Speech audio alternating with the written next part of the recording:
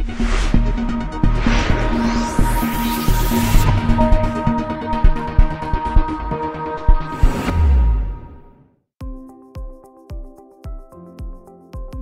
there, self-care warriors. Welcome back to Self-Care Haven. Today I want to talk to you about a topic that I really haven't gone into before, but I thought it was perfect for Scorpio season because this is the time of the year where everything gets really dark and dreary and the shadow side is talked about, and all of our kind of hidden, all the things that are kind of hidden come to the surface, whether that be the true intentions of people, the true characters of, wolves in sheep's clothing, or even our own kind of inner dark side. And I want to talk about this because a lot of people shy away from their dark side, when in fact their so-called dark side are often things that are completely natural, completely normal. It's just that we've been conditioned as a society to train people, especially empathic people, to hide their dark side so those empathic people can continue to serve them, so they can continue to serve predators. Because have you ever noticed that it's never the abuser who's asked to be the bigger person? It's usually the victim. So I want to focus more on the INFJ, who, even though they're the rarest Myers-Briggs personality type, they happen to be very common in survivor communities. And likewise, INFPs and other empathic personality types can probably relate to this video. But I do want to speak a little bit more about the INFJ, because the INFJ tends to have a dark side that's quite surprising to all of the people around them. And it's because the INFJ is usually so introspective, and they are usually one of those hidden personalities where they're very multi-layered and complex. So you're not going to hear every single thing that's on their mind. In fact, they tend to be more quiet, even though they are the more extroverted of the introverted types. They are social creatures, and they, even though they do need a lot of time in between social interactions to recharge, just like any other introvert, they tend to be a lot more outgoing, outspoken, and more visible, usually, especially in terms of activism, to the outside world. So when you think about the INFJ, you don't normally associate them with a dark side until you really get to know them, or you happen to piss them off. Because once you have pissed off an INFJ, and you've done this intentionally, and you've done this maliciously, to the point where they cannot rationalize, deny, or minimize the harm that you've inflicted upon them or someone they love, I would be even more frightened than I would be more afraid of an INFJ than a narcissist. And this is not a bad thing. It simply means that who you thought was Nancy Drew is actually the fucking Hulk. Now, what is the INFJ's dark side? Well, it's all of the emotions and all of the instincts and all of the power, actually, that we have inside of us that we choose to bury due to societal restrictions, due to the fact that our abusers, our bullies have convinced us to bury them, to hide them, to keep them away, because those are the same instincts, those are the same emotions that will help us detach from our abusers and actually help us to get justice and help us to speak out, help us to become visible. And we all know that narcissists do not like us to be visible, because once we're visible, we run the risk, or as they perceive it as a risk, of actually getting good feedback from the world. And that positive feedback does not align with their purpose, their agenda against us, which is to make us feel worthless, to make us feel all alone in the world, to make us feel alienated, to make us feel isolated, and to make us feel as if there's something defective about us so they can continue to abuse and exploit us further. So our dark side is actually the key to getting out of an abusive relationship with a narcissist. It's also the key to our success and our victories and accomplishing our dreams, because even though we have a light side, our light side cannot do all the work for us. We need to combine both our so-called dark side and our light side together in order to fuel us, in order to actually complete our mission in the world, in order to strengthen our boundaries, to fuel our passions, and to really just have enormous personal growth. And when we think about it, the INFJ's dark side holds the key to strict boundaries, to better boundaries with others. If you are able to tap into the INFJ's sense of wanting justice for the world, wanting that kind of, and I don't want to call it vengeance because it's a very high level of vengeance. It's a top tier vengeance. It's the level of revenge that a narcissist is not capable of, because the INFJ is able to get revenge in a way that lasts a lifetime. They don't care about the petty thrills. They don't care about the short-lived thrills. What they're looking to do is to rebuild their lives in a way that lasts a lifetime. And their life tends to be the success. Their life tends to be the way that they get revenge. And I would honestly advise people to be more afraid of the INFJ than the narcissist, because the INFJ is unexpected, and their dark side comes with that kind of intelligence and patience that the narcissist does not have. And when you think about it, the INFJ constructs their revenge quite productively. They do so by making themselves better. They do so by enhancing themselves, advancing themselves, in fact. And they prove everyone who has ever judged, belittled, demeaned, insulted them wrong in a way that surpasses them, surpasses all the naysayers, surpasses all the bullies, surpasses all the narcissists in this world. So when I think about it, the INFJ's dark side is actually the key to unlocking their victory, their success, their ability to go no contact, because we know that they're very infamous for their door slam. When you're continually denying your shadow side, and I'm sure all of us who have been through a spiritual journey of sorts have been through this. We've been taught by gurus and spiritual teachers a lot about spiritual bypassing. And spiritual bypassing is the act of suppressing all of these dark desires, impulses, emotions, which are not actually dark at all when you think about it. I mean, anger helps to motivate us to get out of an abusive relationship. Anger helps us to defend ourselves. Anger is a signal that something is wrong, that a need is not being met, or that you're being violated. Anger is the inner child speaking out, saying, no, you will not do this to me again. And anger can be incredibly powerful and incredibly helpful for victims. And abusers know this, bullies know this. So that's why they pathologize your anger. They pathologize your reaction to them. You know, if you even happen to react to abuse in any kind of way, society and your abuser will shame you for it. Why? Because it gives the victim power. It gives the victim some sort of ability to fight back. Now, I'm not saying that all reactions to abusers are powerful, because, you know, sometimes we do feel disempowered when we do react to an abuser and give them supply. However, there is something to be said about the secondary gaslighting the society puts victims through when they shame them for their emotions and they pathologize their emotions. And the dark side is actually enormously powerful when we think about it. And it's especially powerful for those of us who are very empathic, very sentimental, very emotional, because it grounds us into the cold, hard reality and the rationality of who the person is. If we don't get in touch with our dark side, we won't understand other people's dark sides. Even though their dark sides may be way more crazy than our dark sides, and they involve punishing innocent people and taking innocent lives, our dark side is still important to discerning what other people may be thinking and feeling. Because when you're such a conscientious person, you may be hesitant to understand the true nature of the character disordered. You know, Dr. George Simon talks a lot about this in his book, how conscientious and empathic people get taken advantage of and exploited because they're not in touch with that side of human nature that is exploitative, that is manipulative. And you may be saying to yourself, well, I'm glad I'm not like that. And yes, it is a good thing that you're not like that. However, our dark side, even though it's very different from a narcissist,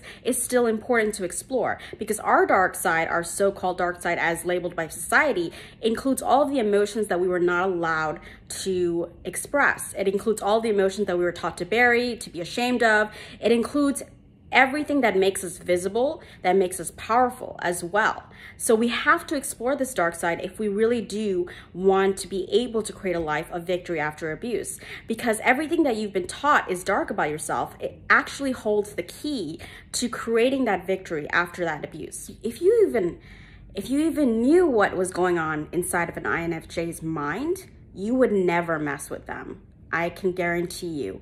What they hold back is 10 times way more hard-hitting than what a narcissist has on their minds. The INFJ is capable of finding ways, but restricting themselves. They know how to destroy people. They choose not to wield that power. And that's the difference between an empathic type and a narcissistic type. A narcissistic type will find any and every excuse to destroy people, including innocent people. The INFJ is not able to, they don't want to destroy people. However, if you push them to that limit, it's like what I always say, don't poke sleeping bears, don't poke sleeping dragons, and don't poke badass women or men, because the INFJ is that badass human, and they will come for your ass if you mess with them too many times. So whether that be presenting you with legal consequences, whether that be proving every single thing that you've told them wrong about themselves, because they're gonna do it, okay? The INFJ has that infinite capacity to take in whatever kind of hatred that the world throws at them and let it rebound to the sender and get back everything that narcissists stole from them tenfold. And the reason they're able to do this is because they do have that patience. They do have that constraint. They're in it for the long haul, honey. They get that revenge. They're not above revenge. They will get it, but they will get it in the most productive way possible, right? Now, if they do resort to a little bit of a lower level method, I don't even want to call it a lower level, because honestly, considering what these predators put us through, how we respond and react to, manipulative people, such as having like snarky comebacks or neutral responses, it's nothing compared to the abuse that they put us through, right? But if they do resort to comebacks, in the moment, it will be the most biting, cruel comeback that you can ever imagine to the narcissist, because the INFJs have a way with words. They have that ability to destroy, but they choose, as I said before, they choose not to use it. So they're very diplomatic in nature and they're empathic, but once you push them to that edge, they have the power to destroy you, and they know exactly how to destroy you. The question is, are they going to destroy you? That depends on what you do to them. So just be wary of that. If you're an INFJ and you have a dark side, just be wary that your dark side has a lot of enormous power. It has a lot of strength too, because it allows you to go no contact, to stay no contact.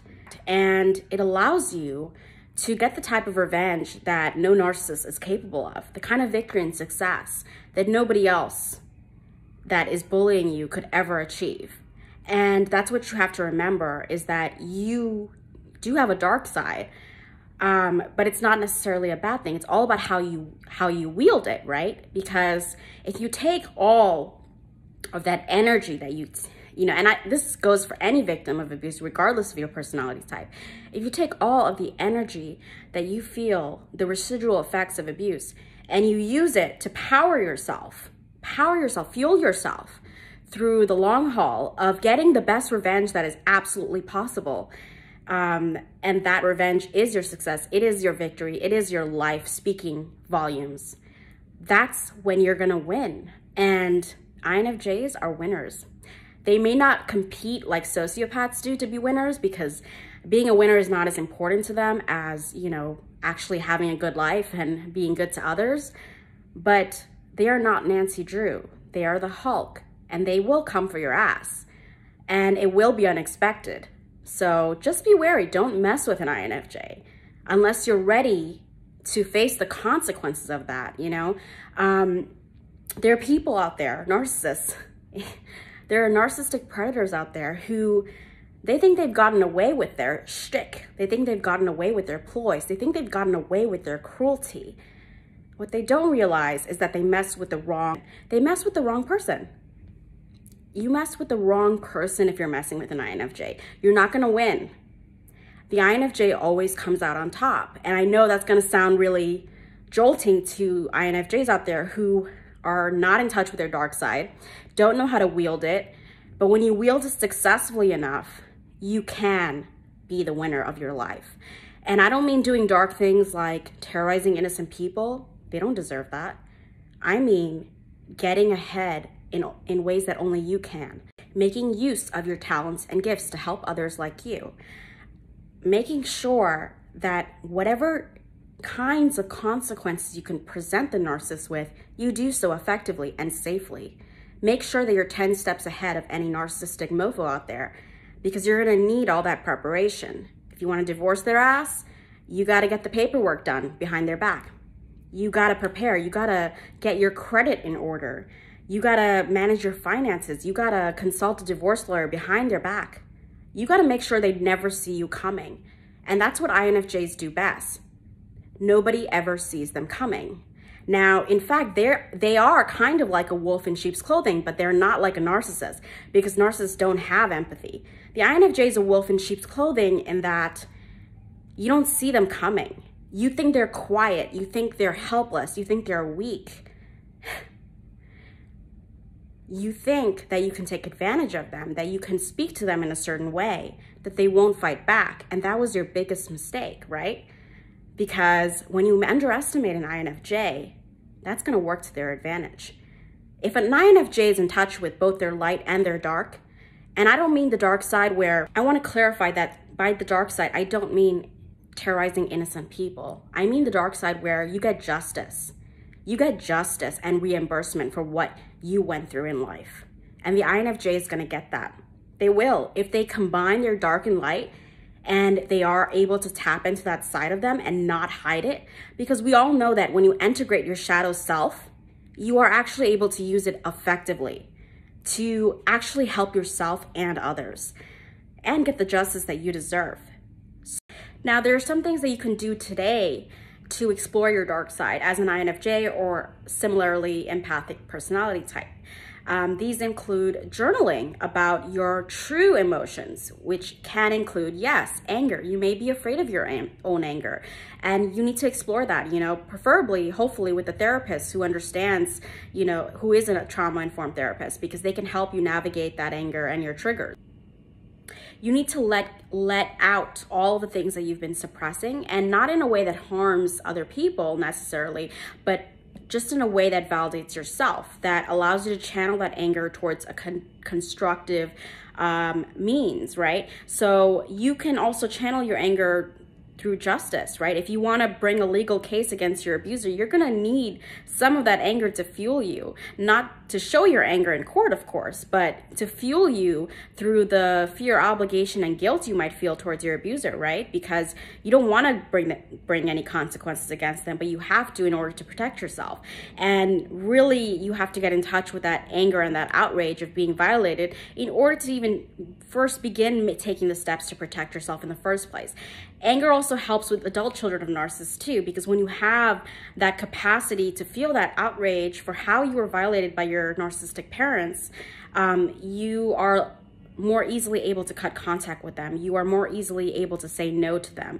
You're able to set boundaries with toxic people more often, right? And again, back to the legal consequences. If you really do feel like you've been violated in some way, find out if there are ways that you can present narcissists with consequences. Now, you may not want to expose a narcissist necessarily. It depends on your circumstances. And sometimes you may feel like you're in more danger if you expose them. So really just consider your own circumstances, talk with a mental health professional, talk with a lawyer, consult law enforcement if you have to, but find ways that you can kind of satisfy that need for justice in ways that don't harm innocent people, but that still brings repercussions repercussions to that predatory individual, because they do deserve it, and they do deserve those consequences. And for a long time, society has convinced us not to take actions against our abusers, not to react or respond in ways that harm the abuser. And it's all for the abuser's benefit. So really think about the question, is this going to benefit me, or is this going to disempower me? In some cases, it may disempower you to try to bring consequences to the abuser and to expose them. In other cases, it may be more empowering and safe for you to do so. So I really want you to just explore your options. It's not about one way or the other, or that you have to do this, but it's just about exploring. Explore, what would it be like if you did get justice? How would you speak out? How could you expose them if you wanted to? How would you do that? What safety precautions would you take? If you don't want to expose them, then what is another way that you could expose their behavior, in the sense of like spreading awareness about this disorder, right? There's many ways to expose predators that don't necessarily have to involve naming them. But again, if you do want to name them and you have other victims behind you and you want to come forward, you know, that might be a specific case where you do come forward. It all depends on the context and your circumstances, right? Another way to explore your dark side and to validate it and to integrate it in a healthy way is to stop being afraid of it. Stop invalidating it. Try to come to some sort of acceptance of it. It's always going to exist within you. There is always going to be parts of you that are going to feel outraged and violated, and that's legitimate. It's not even something that should be hidden, right? It's something that is there to protect you as a human being. We all have light and dark inside of us, and what is important is what we do with it, right? And I don't want to quote Harry Potter, but yes, it's about our choices. It's about our choices and decisions. And as INFJs, we don't harm innocent people. We know that. But when it comes to predatory individuals, we have that inner instinct to protect, defend, and to bring justice into this world. And a large part, and actually that's a large part of our mission in this world. So take it as a sign that you really need to get in touch with some of the parts that you've been hiding and use them constructively to get that justice that you deserve, to get the life that you deserve, to live the best life possible, and to be victorious. And maybe for you, that looks like complete no contact and not even thinking about the narcissist, and that's perfectly valid as well. For others, they may still be processing a lot of anger and learning how to set boundaries and not feel guilty about them. And for others, there may be people who have stayed quiet their entire lives, and they're afraid to speak out, they're afraid to be authentic, they're afraid to be visible. And part of that ability to take back their power is becoming more visible, is becoming more authentic, is speaking their voice more loudly. So what that dark side looks for each survivor will be different, and it will vary. But the important thing is that you honor yourself, you honor your true emotions, because that's true spirituality. And standing up to an abuser is one of the most spiritual things you can do in this universe. So I hope this video helps. If you have questions and tips and insights about the INFJ's dark side, or being an INFJ, or would like to share your experience as another empathic personality type, or how you kicked a narcissist's ass, I would love to hear that story too. Please do share in the comment section below. I look forward to hearing from you soon, and until next time, take care.